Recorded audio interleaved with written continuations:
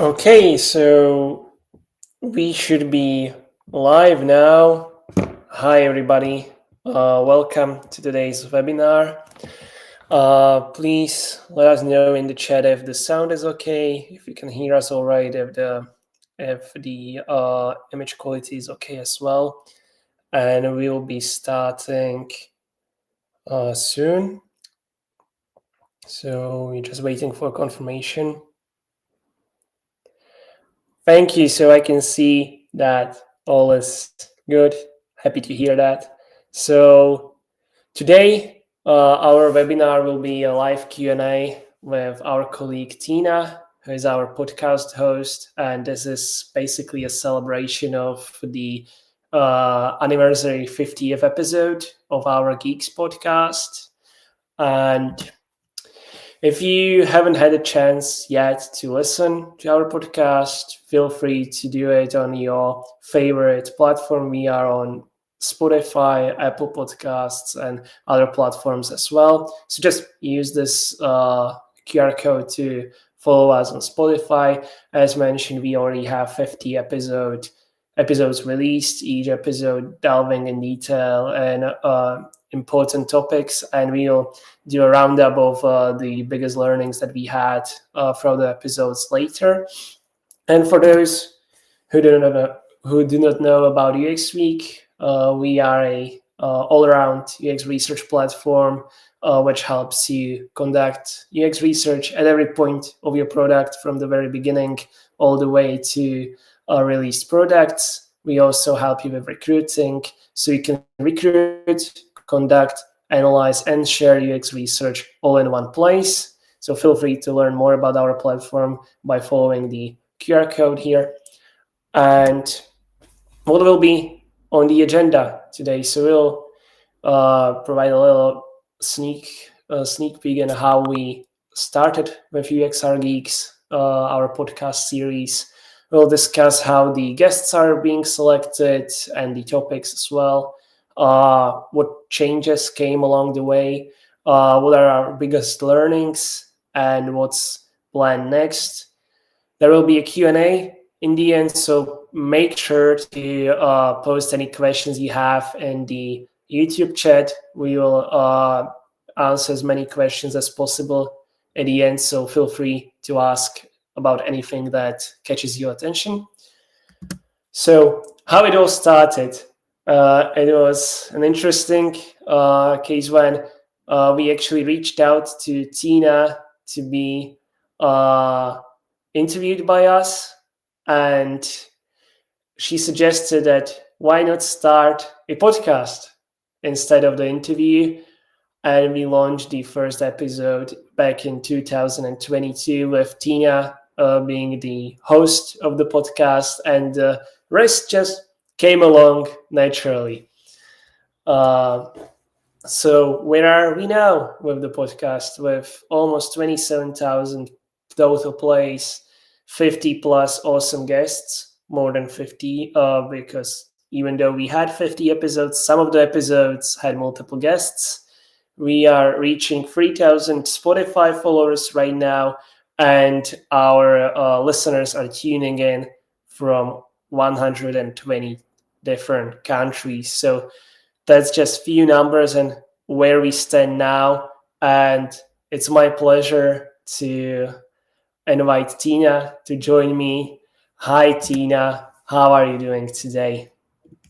Hello. I'm in the middle of moving, or it's the first phase. So what you can see, and that is good, is my apartment being a complete mess.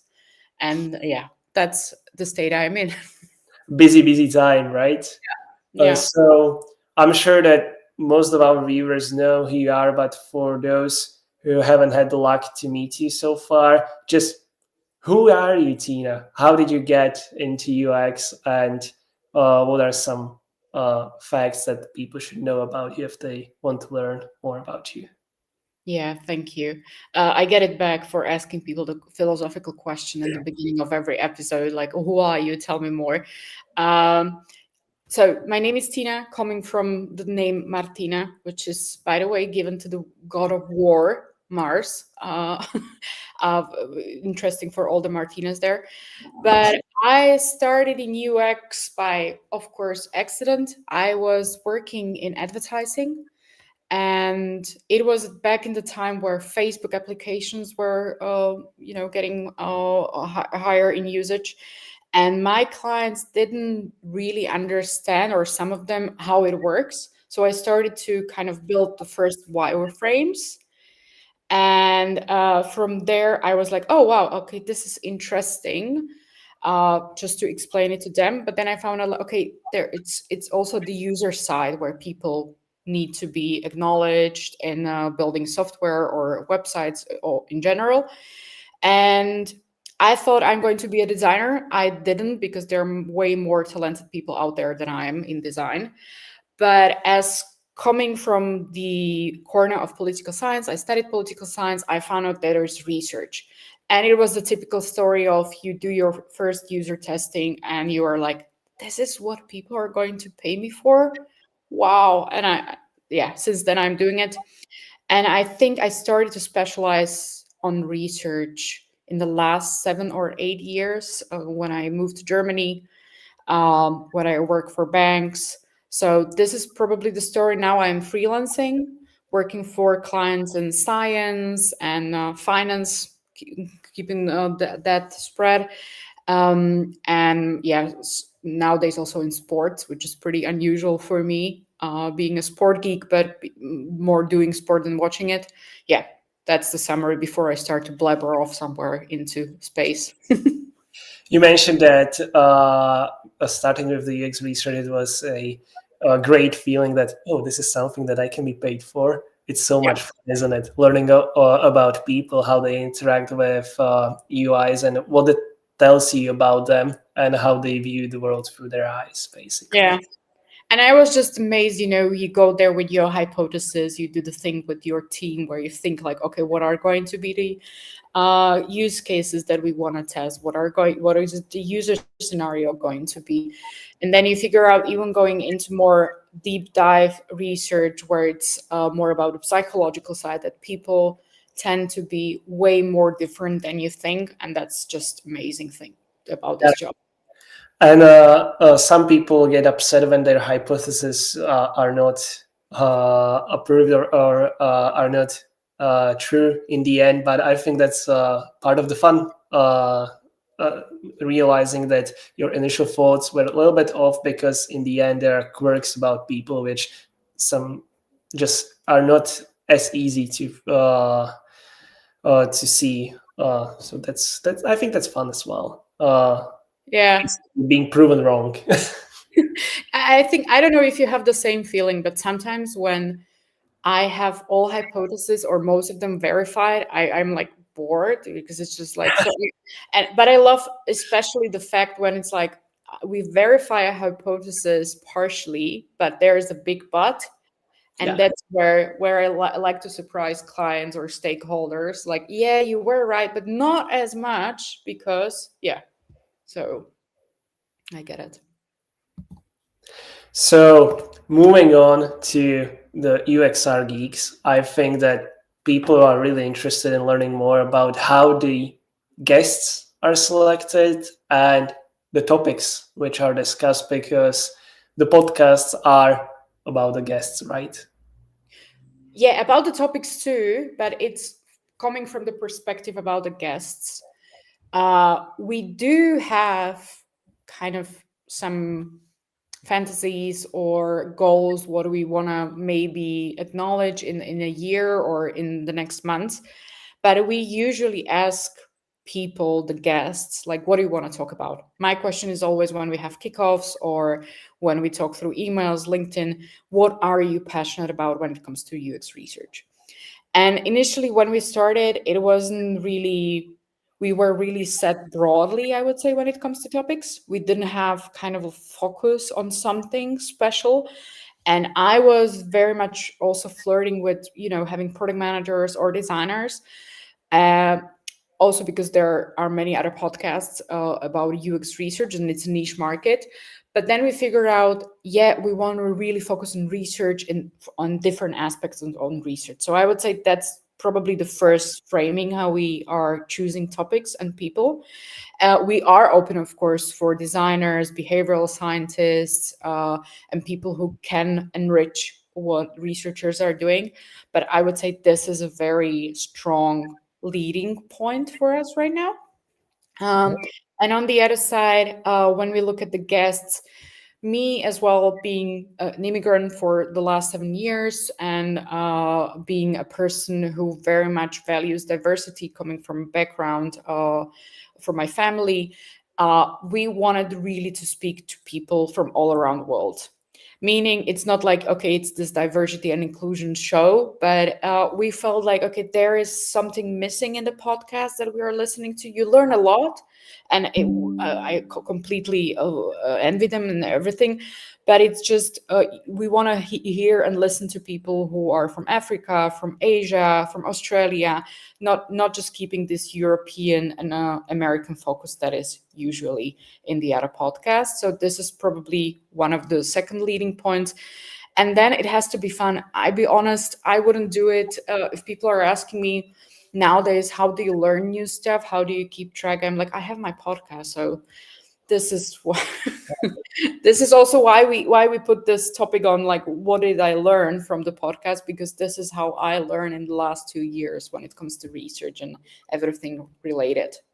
Yeah, and as you mentioned, if you're having fun, the learning comes natural. The learning is much easier when it's fun, and I really appreciate the thought of having the all-around views, because if we are Eurocentric or US-centric, there is so much stuff which just is not from the proper perspective to see the true view. So I think that that's really, really important as well. Yeah, and we have different traditions when it comes to UX research. We have maybe different methodologies which are preferred. I don't see that as much, but we definitely have also, when we were speaking about diversity and inclusion, different set of problems in different part of the world, which we have to as researcher consider. So that is definitely something that I am curious to learn. And as some of our guests were already mentioning, researchers are basically learn as we. This is why we do the job. We want to learn all the time. So running a podcast is just, a piece in the puzzle. Yeah, and you have mentioned that at the beginning there was broad focus, and some changes came to play. What are some other changes that you have seen coming through the flow of the evolution of the podcast, basically throughout the years? Yeah, very good question. We, of course, or I was in the beginning of like, no, I'm doing my thing. I will do the content, and everybody else is taking care of the technology and marketing. Now we are working in a different setup. Everybody is working in a different fields a bit as well. What we realized is, first of all, it has to be not only fun for me, it has to be fun for the listeners. So sometimes I was also a little bit like struggling with, okay, am I a researcher now? Am I a moderator, facilitator? What is exactly my role? And am I an entertainer who is bringing the researchers, the guest personality out? So this has changed for me personally a lot, that I had to, and I'm still working on it.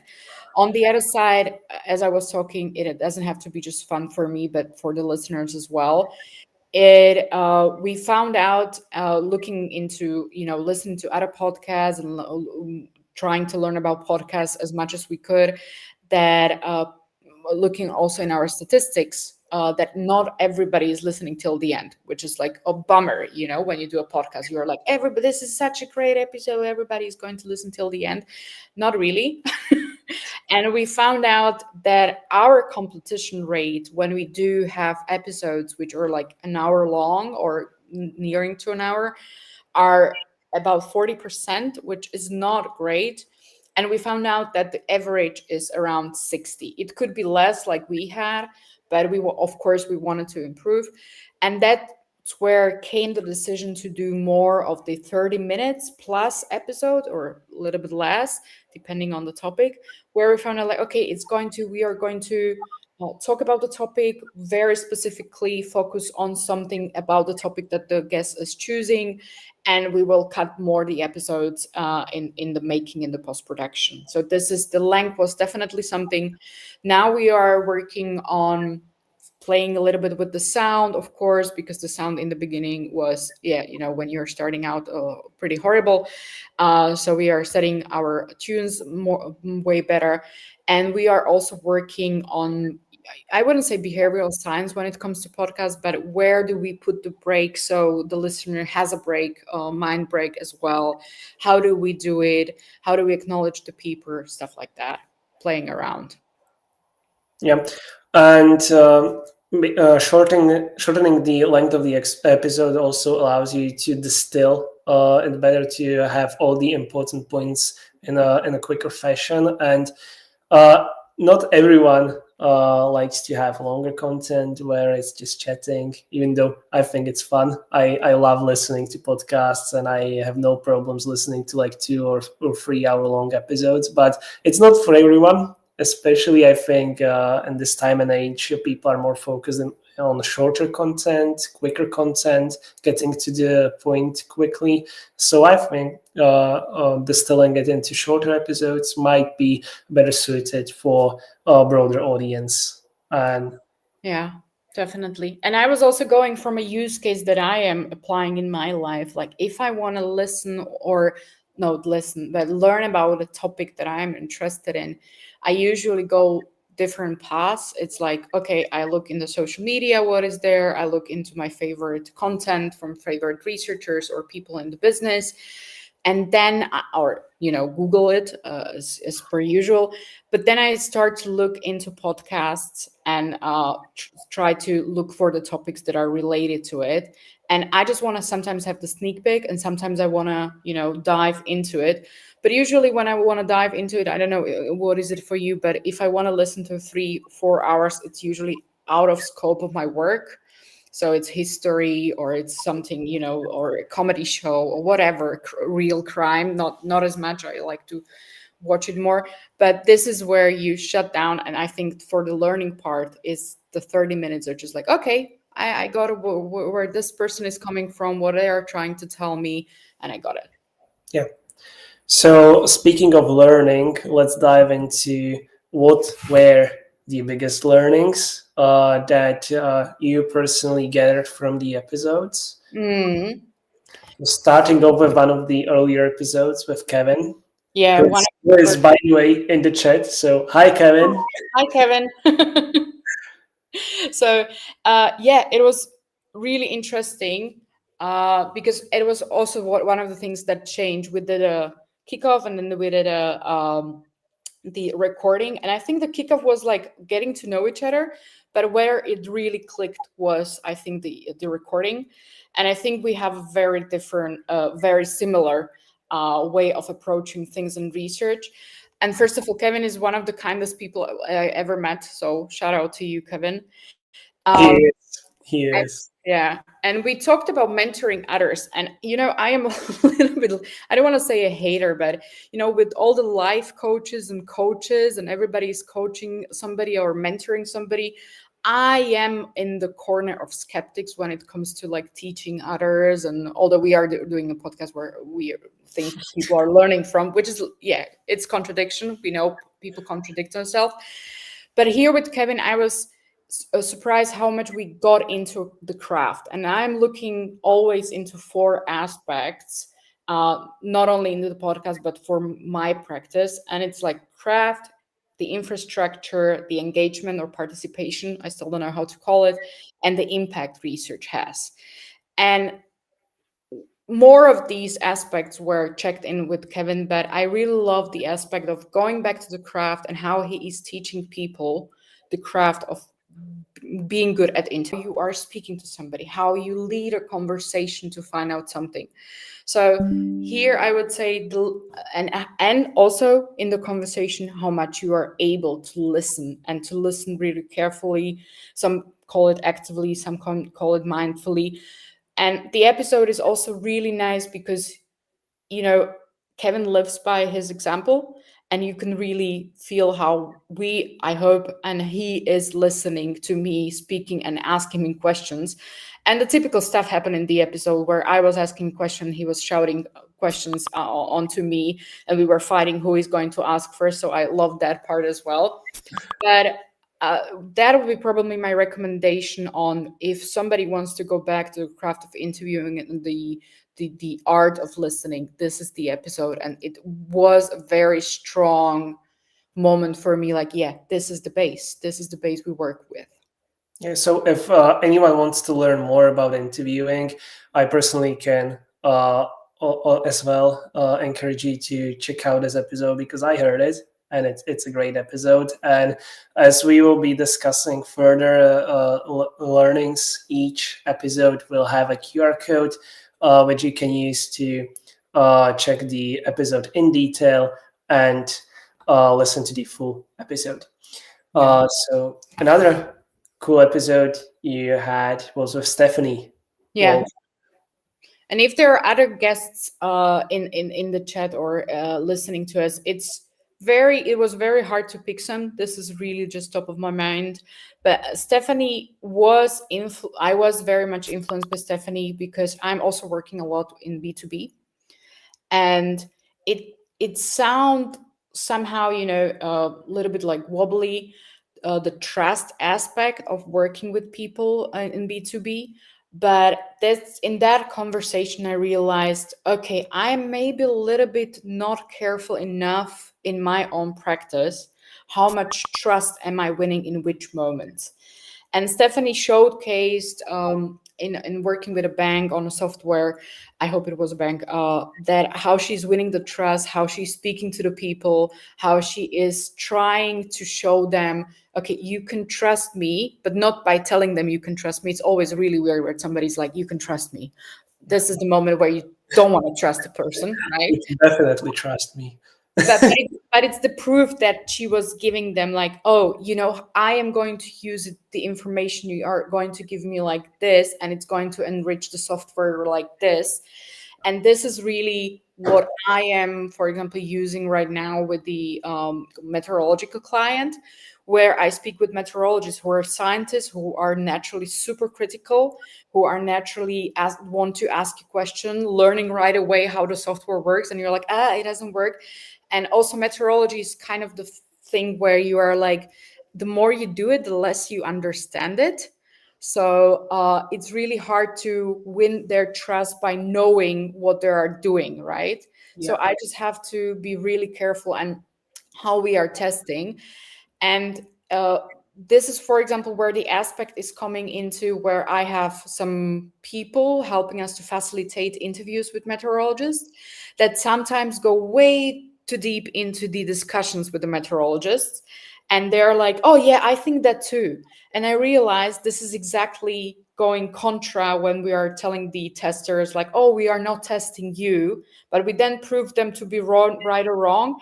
And it's this, and this showcase how, the small things can make a difference when you do interviewing or when you are in some kind of other methods with people, and you are really trying to prove them that, oh, we are doing this to test the software, not you. We are doing it because it enriches the outcomes.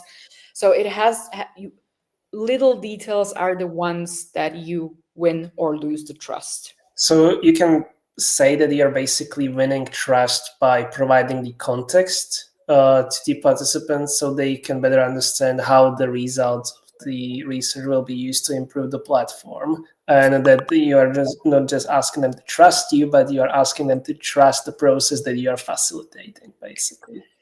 Now you remind me strongly of my therapist, where I'm blabbering for half an hour and she just summarized in 2 sentences. So yes.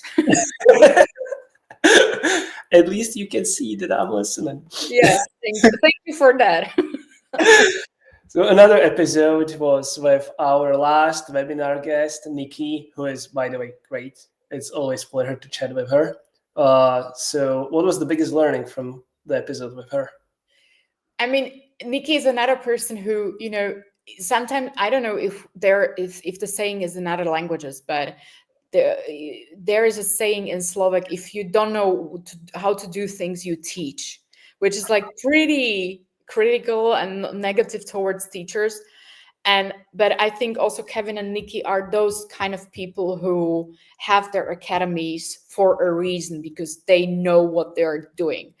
And I'm here in my apartment. There's still a post-it on my wall where she told me about the funnel that she is using for kind of summarizing the findings. And I tend to, or I would say it's coming to, I tend to like to have framings on everything, but I never realized, okay, this is how I'm going to do it, and this is how I'm going to structure it. Because first of all, I work with long-term clients, and I have to surprise them sometimes with different type of reports, like, oh, this is not the usual thing. We have to keep the attention. But she really showed me it's coming from the goals to the needs to the task, and then it goes to the motivations, right? And it was also interesting to learn, and a very humbling moment for me. You don't always have to be psychological. You don't always have to do the big things, the big insights, because some of the research doesn't have insights. It's just really the findings that you want to point out, like, this is happening, this is happening, this is happening. And you don't have to, put your stakeholders back on their asses, like, whoa, this is mind-blowing. It's sometimes this and sometimes that, but this is helping me all the time, like, okay, where I'm in my report, how do I structure it, what am I talking here about now? So I always go back to it. And I really recommend the whole episode, because it's not just about the framing of how to report on research, but really how to frame the research for the stakeholders to make an impact for them. I think this episode can be especially useful for people who are just starting off with UX research, or even with research in general, because when you are a junior researcher, the scope of just having a research and it seems scary sometimes, because there is so many things that you think that you need always to keep in mind and keep in check. But with a funnel like this, as you mentioned, it can be better framed, and then you can better deal with the research on your own, and it becomes much less scary and much more fun. One of the things, but I would even slightly disagree that it's for the best for the junior researchers, because I'm more than a decade in this business, and I am a self-learner. So of course I don't have framings or some theories behind it as maybe other people. But it's a great reminder for, not to overcomplicate things, not to do the long reads that I was sometimes doing, because I was like, this is so much fun, but nobody was reading it, so yeah. Yeah, of course. Mhm. And another episode, or another learning that we would like to highlight was with Yeah. Sijali. It's again about the impact that research is doing. Siley is also a friend of mine here in Vienna, and it was super interesting kickoff. It was one of not many kickoffs that I had with in person, drinking a coffee, so I could see the person, I could feel the person, which is amazing. Not just zooming with them. And it was about the aha moment that what was liberating for me as a researcher, although I was now telling, okay, you don't have to have the big insights, the mind blowing. We want to deliver the aha moment. Of course, you don't deliver them every time, but when you have them, it's just, the feeling is just so much gratifying. And it's just like, yeah, I am doing here something that is giving the people the aha moments where they stop, where they're mindful, and when they maybe reconsider what they're doing. They might later go into rationalizations and stuff like, oh, but it's different, but at least you have the moment.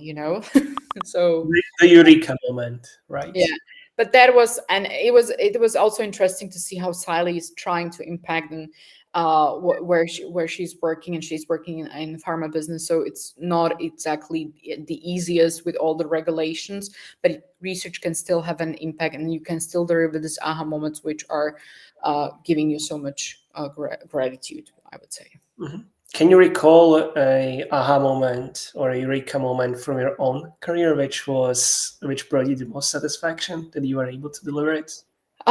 It's hard to share them. I think researchers will know, but I am so much tied. I had Oh, recently last week a great presentation, but it's so much NDA that and so much money that I'm yeah. hesitating to say anything because the client wouldn't like it.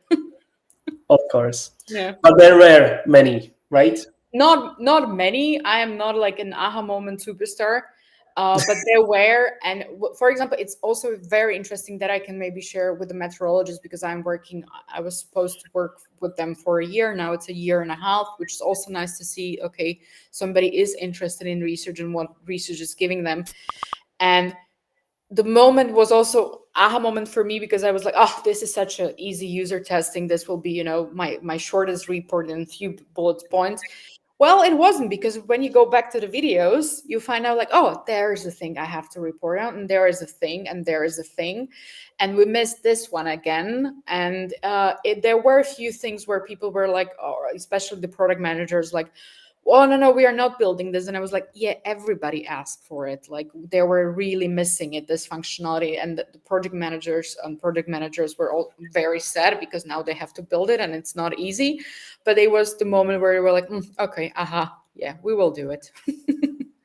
Well, in the end, it was a good ending, right? Because it was a positive aha moment in the end. Yeah, you have also this moment where they sometimes don't like us because we bring the truth to the table. And Yeah. it's like, oh yeah, okay. We wanted to verify with that people don't need it and people need it and need it even more for different reasons that we didn't know about. So I get why it's hard for them, but this is our job. Yeah. And another one, another learning came from Sina. Sina, greetings to Sina also.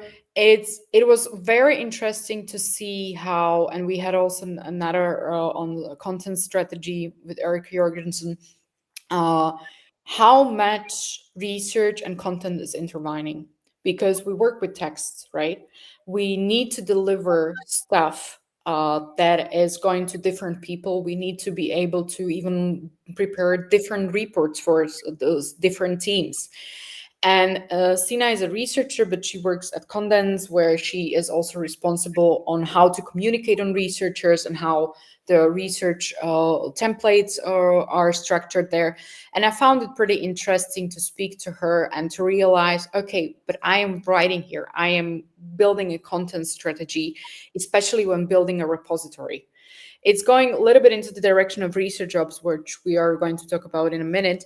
But it's about, okay, how do I actually structure A, the report, B, the reports and the whole knowledge that we are trying to navigate and trying to get onto the stakeholders. Yeah, it's all. Sometimes it's even more important to find the correct words, because even though your results can be great, if you do not communicate them correctly, they just get lost in the word. Get lost, but also one of the things is to surprise the stakeholders that I was talking about, but also to have some standards so they know when they look into a report, like, oh, where can I find it? How is it communicated to me? Where can I prove when I am struggling with something? And it's also about, okay, when, the typical question, do we have something on? I mean, this is probably where every researcher or UX designer is familiar with, and you are just trying to figure it out, and how you structure your repository, how people are actually able to go and find the answer for the inquiries. This became such an important thing because of the whole knowledge that we are generating. Yeah, because if they are not able to find the information quickly, they might give up in finding it anyway. Finding it anyway somewhere in the back of their minds, or they are going to bother you with the do we have something on, and you are basically the search of a research knowledge, which is not really the point of our work, but yeah, it's still like that. So another one was Julian. who also joined us for one of our meetups and also had an episode of a webinar with us. He Yeah, is a frequent collaborator with us, yeah, and it's always a pleasure to have him on. So, yeah. what was the main learning from Julian that you got? It was, I think it was basically the first person who I had the chance to speak about research ops. It wasn't really, I mean, everybody is somehow doing it, right? Yeah. You are trying to structure your work to build the infrastructure for either democratization or for yourself and for the whole research practice in the companies. But this was the first time, and we were talking about how research up can drive democratization, how it's the tool for making it actually possible and doing it in a way that makes sense so that people have the infrastructure they can always go back to and use it. But one of the most important things where I was struck by lightning was that I was also at that time in a role as a research ops in a big company, and it wasn't a great fit when it comes to the structure of the team, and we didn't have the roles weren't so clear, and I was also set in the design ops team, which doesn't really correlate that much in my opinion, but that's my opinion. But Julian brought up a very important thought of like start with research ops the first day. Yeah. You have to start it. And this was naturally something that I was doing every time I'd entered a company, every time I worked with a client. I am trying to build something that is giving them an infrastructure, but it actually, and I know it's a little bit biased, but it proved me, okay, you are doing the right thing because it's not a disaster after you leave from, the project or from the assignment.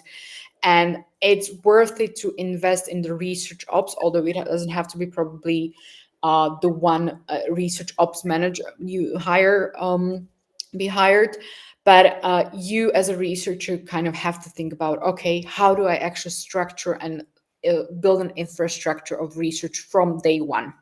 Yeah, and if you start building it from day one, then it can be a progressive build. But if you study research and then suddenly realize there is a structure to be created, infrastructure to be created, processes to be introduced in the middle of it, you will have problems with setting it up on flight. So if you start at the very beginning, it's a gradual process, which is easier to grasp and easier to manage, right? Yeah. And I would even say, you can start with little things. You don't have to integrate the biggest tools and, integrate stuff, but you just have to show the stakeholders, like, I did this test with this tool. I have to hear the Excel sheet. And you can start with you just showing the people like, oh, how do we actually run GDPR compliant things? Which is also somehow a little bit forgotten. So it's the little things, and the little things matter in the beginning. I think, in the middle, you will still have problems because, you look back at the work that you did in the beginning and it's like, oh my God, what did I do there? It's just so complicated. But that's progress, I would say. Yeah, it's always progress. And what about Kate? What was the main learning there? Yeah, this is also very interesting, and from the podcast backstage to say that I was doing the first episode with Kate in August last year, so 23, and we didn't somehow manage to put it out because we were recording so much stuff, and then our guests were waiting so much, and a lot of what happened in between with Kate. Um, so another came, and Kate is always super to talk to, and she is a content. She's coming from content strategy.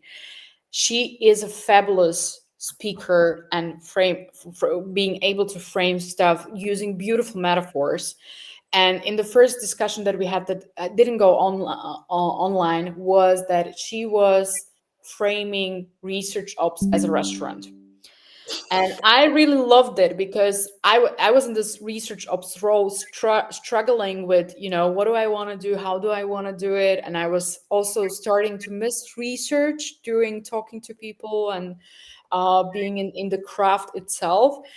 And she pointed out you can be a great cook when people are coming to dinner. So, and that's a researcher who has a talent for research ops. But running a restaurant is a completely different discipline. And this is where skilled research ops is coming, and somebody who is actually specializing on it. And this is, I know we are in a kind of hard time when it comes to our business, not having so many roles, but it's getting a little bit better, I think. So, if there are possibilities in the team to hire somebody, or somebody becoming a research op manager, I would strongly advocate for, there are people who can help you. They're coming from HR, they're coming from knowledge management, there are librarians who can help with the repositories and other things. But those are people who are the restaurant managers, and not just cooks at a dinner party. Yeah. But in the end, everyone is eating the food from the cook, right? Yeah, but you would love maybe my spaghetti on a dinner event at my house, but I don't know if I could cook so much of it in such a quality and scalability of a restaurant. To be honest, that's when the teamwork and the cooperation comes to play, and it's only possible if you have the right people with you who help you with all the processes. Yeah. Specialize in all the quirks and the need and all the aspects of, as you mentioned, running a fully functional restaurant. Because having a good food is nice, but having good food on time in a lovely environment is just another level. Yeah.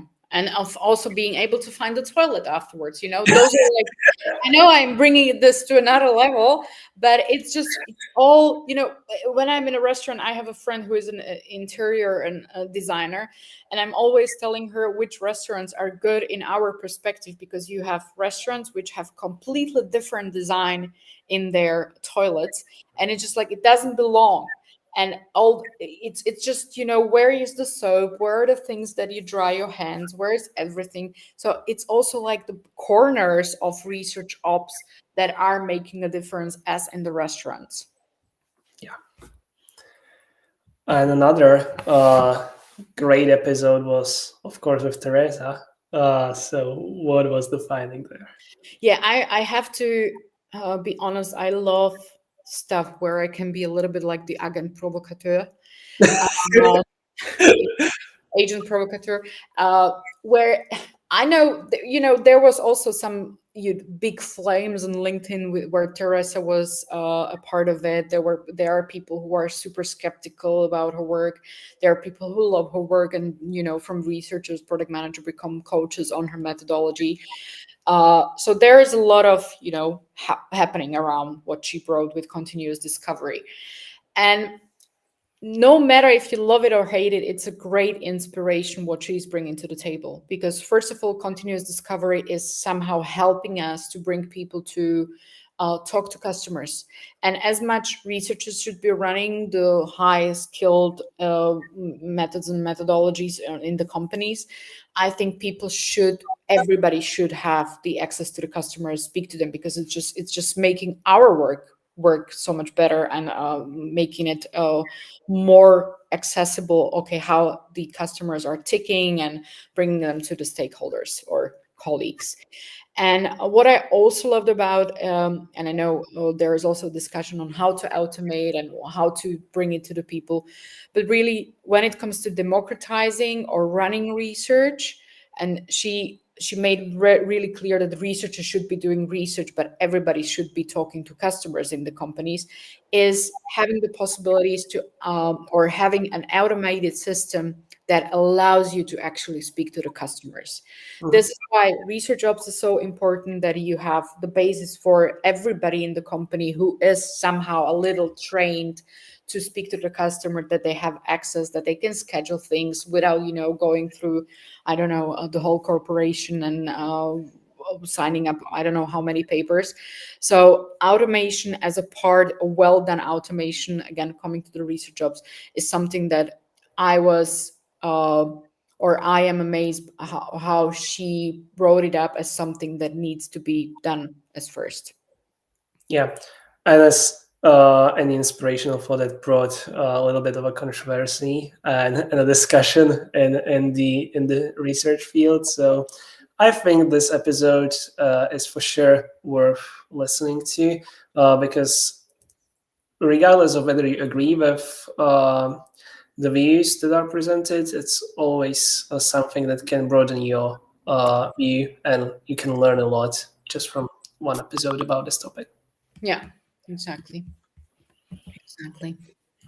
And speaking of topics, I'm sure that there are some topics and or things that we are proud about that were discussed in our podcast, in your podcast. So, what are some of the highlights here? I am super proud that we sometimes go out of the typical topics on, what are what are trendy or what the whole community is talking about. And it's also, to be honest, yeah, the audience has to have fun, but if I wouldn't have fun, I wouldn't be probably doing it, to be very clear on that. But we with Dr. G, we brought the topic of trauma informed research, which is really important as the researchers coming up, that how many of us are actually traumatized by something, more or less. We talked about, there is a whole episode with a gender scientist, Ellie, who we really went into the basics and the philosophical basis to Simone Beauvoir, which is really great to look, into this kind of knowledge, like where it started. So it's not just diversity philosophy that we have now or inclusion philosophy, but really going back to the basis.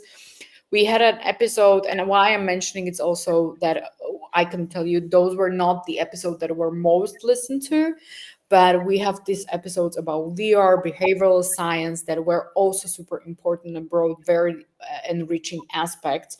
And if also somebody else asking me where I get my inspiration, I always tell it's not really in research related stuff. It's somewhere differently where your brain starts to work differently. So these are the episodes that I cherish a lot because of that. I really loved also our health special. We are, since Corona, it showed, and as a political person, I will of course put it out there, that our health system across the globe are not as strong as we thought. There were some countries which, had the luck, but most of us didn't. Doesn't matter which part of the world was it.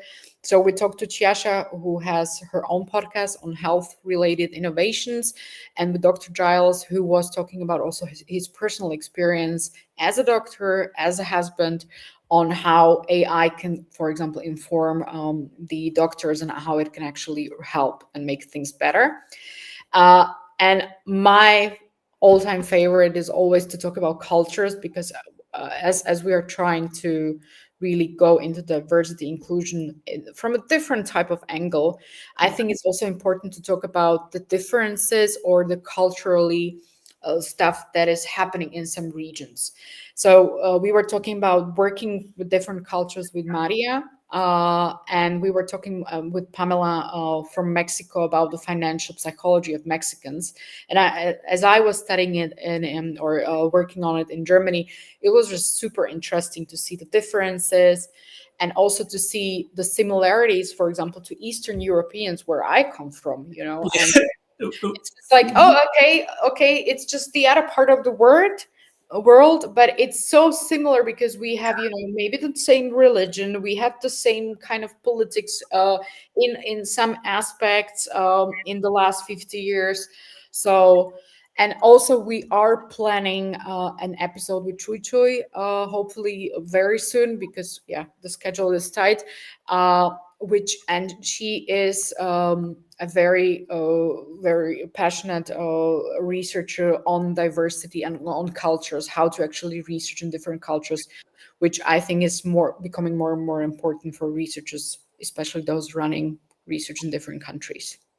What I personally love the most is also these cultural angles and the delving in depth into how the culture of your user influences how they understand your UI, how they approach certain topics, how they, for example, what is their default level of trust to authorities, or what is their default, etc., which is completely different across the world. And as you mentioned, we are Eastern Europeans, and we are really specific. So I think everybody thinks they are specific, but it's just nice to see, across the globe there is somebody who is specific in the same way, and it's just coming from a different corner, but the behavior is very much the same, and the psychology behind it is similar, but there are aspects of it which are different. So yeah, very interesting. Yeah. And based on these topics and the findings, I think that everyone who took their time and listened to us for today, we are not ending. No need to worry. There will still be a Q&A session. But before we get into it, if there are some topics or if you have any suggestions for guests for future episodes, feel free to scan this code and fill out the short survey about the topics, about the potential guests, and we will make sure to go through all the suggestions. And who knows, maybe a suggestion from you will prompt one of the upcoming episodes to be about a topic that you would like to hear more about. So please make sure to join the survey, leave your thoughts there, and we will be happy to go through all the suggestions, and let's see what suggestions are there. And now it's time for the announced Q&A. And even though we will be starting with the questions which are already in the chat, feel free to add new questions. As long as we have time left, we will answer the questions as they are coming in. So starting off with a question which wheels back to Julian and the research ops.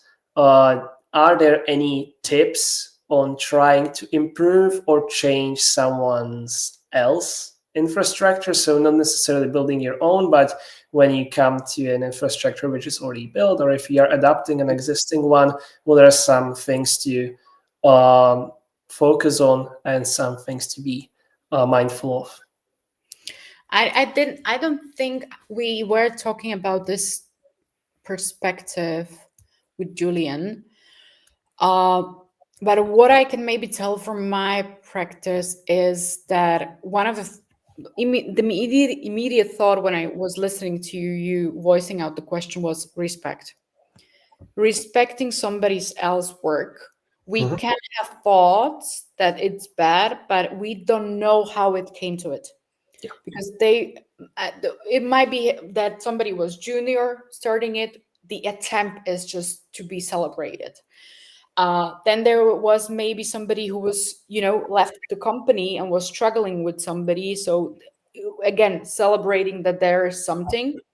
And if it's maybe the level of how it is bad, how it is good, connecting the dots, using the stuff that is used there, not just throwing it away, not only because of respecting somebody's work before, but respecting that stakeholders are used to it. Yeah. And working with tools. Even, it could be stuff like some people hate softwares like this or platforms, but it could be Microsoft SharePoint, it could be Confluence. But if it's something that stakeholders are using, the first step would be like, what are the people using? Are they actually using it? How are they using it? What has to be improved on in that part? And not trying to rebuild it and build a new wheel, because they're building on it is something that I would have a really big recommendation on. Yeah, because as you mentioned, the first step for sure would be analyzing what's there and not breaking the mold just for sake of breaking the mold, because just because you introduce something new, it does not necessarily need to mean that it will be better. It always has to be with a careful assessment, taking into consideration, as you mentioned, that the stakeholders and the company is already they are used to some manner of processes and, for example, platforms which are already used.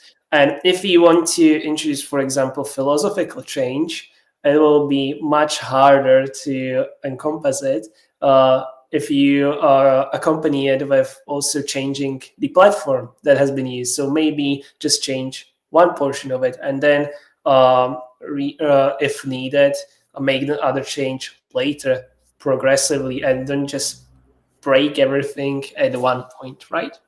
Another thing is prioritization, because you trust me, you can't do it all. I tried, not worth it, leading to a very specific burnout. And yes, it's like, okay, what are my priorities? And why I'm talking about these two aspects is also when you are trying to navigate research jobs in a company as well as a researcher, become a product manager of research. This is the framing you need. Like, okay, what are my priorities? What am I driving here? What are the epics? What are the stories of the epics? And this is how it all comes together, and respecting in all of it your user. Mm-hmm. I can just agree with it. I'm so happy we're agreeing. So another question is a little bit more about you. Why did you personally decide to become a researcher? Because you have mentioned that you come from a political research background. So what was the initial thought of becoming a researcher in general? What was the main factor behind that? Looking back, I don't feel like I have it. The reason why I'm doing it now is not the reason why I started, Okay. but bad software or bad products are just, sorry for the language, are just pissing me off. And even one of my friends was telling me, you are basically the destroyer of bad things on websites. It's translated from Czech, so it sounds a little bit clunky, but uh, I was trying to get clients and stakeholders and my colleagues to build stuff better. And then I realized, and this is maybe the reason why I'm doing this job right now, is that uh, I just love to look into different aspects of products and services. And I want to know in what touch point, in what phases of the service and the product are people struggling, and what are the motivations behind it. And yeah, it's going a little bit into the direction of my motivation is to, sometimes say, yeah, but it's just for fun, that I don't like people, but I like to research on them, because we are all weird. This is what, for example, love to research on money, because and different cultures, because when it comes to money, it's the second most intimate things, even or not, or maybe the first one.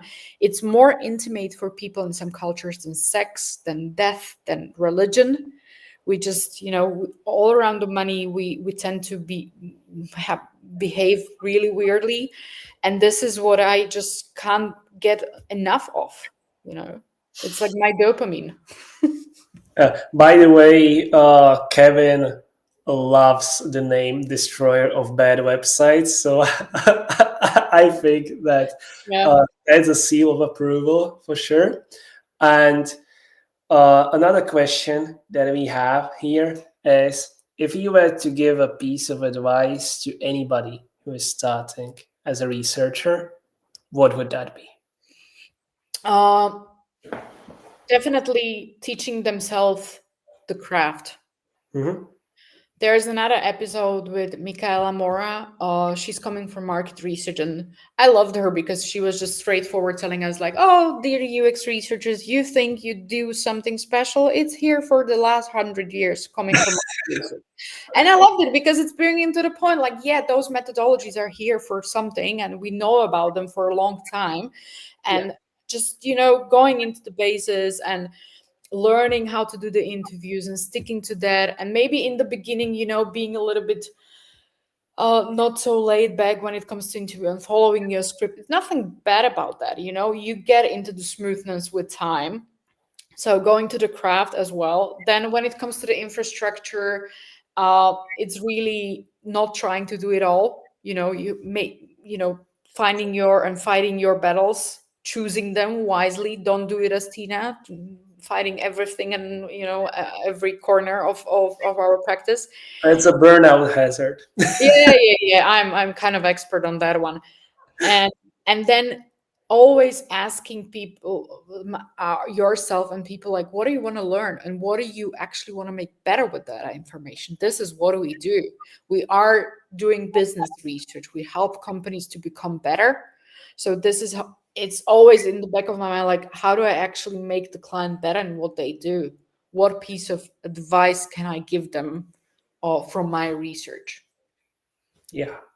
And speaking of advice, research, another question is focusing on how to find the right problems for solving, because I'm sure that you have met with this, that you arrive to a project or a product, and sometimes be it a product manager or someone from the stakeholders, they just bomb you with, we have all the problems, everything is not working, and we are not sure why. What are we supposed to do?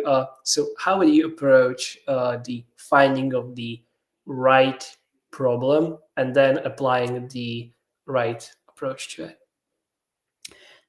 I mean, we said we are going to finish after 1 hour. So do you have 1 hour more or? Yeah, and the short answer is it depends. As with It depends. Yes, of course, it depends. Everything depends. But one of the things is really going into the conversation and not making it hard for the people, like, asking them and keeping and being a little bit annoying, like, what do you want to learn? How does it help you? That's the thing, because there you can figure out the problems that the stakeholders are really trying to figure out for themselves. Sometimes it's even political, like, oh, they need a proof for their boss or something, and that's the problem. It is. But also, and this is something I am definitely not a strong person at, but it's patience. Because you might not find out the real problem with the stakeholders, with your colleagues in the beginning, but it sometimes takes time. You need to do the third, the fourth, the fifth study with them.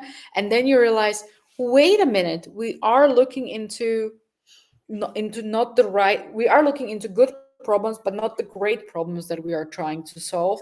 And that is actually good research as well, because it brings you slowly, piece by piece, step by step, to the problems that you are supposed to be solving for users or for the company.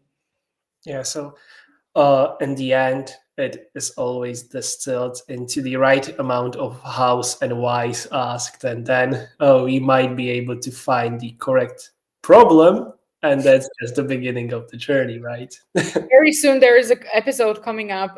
It will be recorded with Glenn Stevens this Friday, hopefully, about why we are not supposed to ask why, which I'm sometimes struggling with. Like, why do I can't ask why? It's such a nice question, but there are reasons why not to ask it.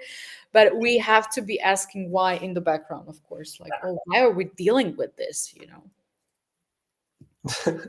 Yeah, of course. So, as you mentioned, time is slowly running out, and I'm sure there are many other questions which people would love to have answered. But I'm also sure that for some of the questions, you can find answers in the UXR Geeks podcast. So make sure to tune in. You can use the QR code to scan it, and it's been pleasure, Tina, to have you here with us today. And I think that everyone who joined got more than enough reasons of why to listen to the podcast, why to go through all the episodes that we have mentioned, and why to subscribe to the podcast and to expect what's coming up.